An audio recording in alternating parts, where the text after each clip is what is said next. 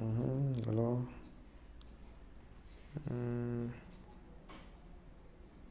Leo hapa tuko na tatizo moja.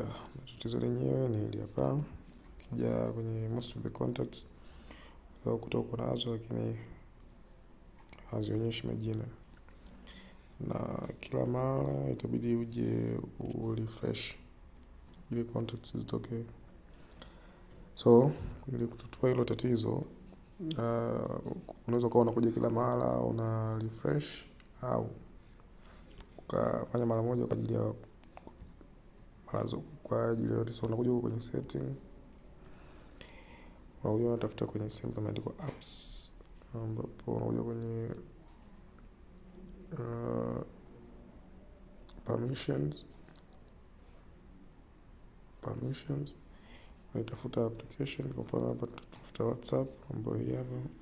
Utakuja utaangalia kwenye contacts, access account on device. Okay, let's find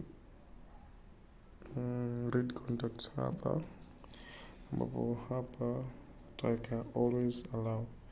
Sasa inaweza kuwa ni zipo tofauti na kwenye simu yako, ila wewe make sure ukija hapa kwenye permission, sometimes unaweza kuja kwenye manage app, ukatafuta application ambayo unataka kuifanyia kazi. Mfano hapa WhatsApp, utakuja kwenye permission, utaona kuna somo limeandikwa permission, not notification.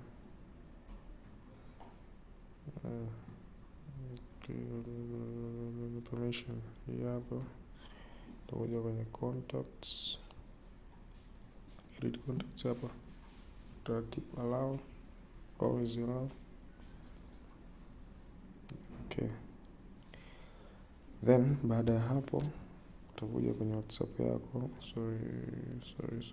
Utakuja kwenye WhatsApp yako, itakiwa ziwe tayari, lakini so far kwa sababu inahitaji muda kuload. Tutakachofanya, tutaiclose hii WhatsApp, tutaifungua tena kama bado haijaload, then we have to refresh.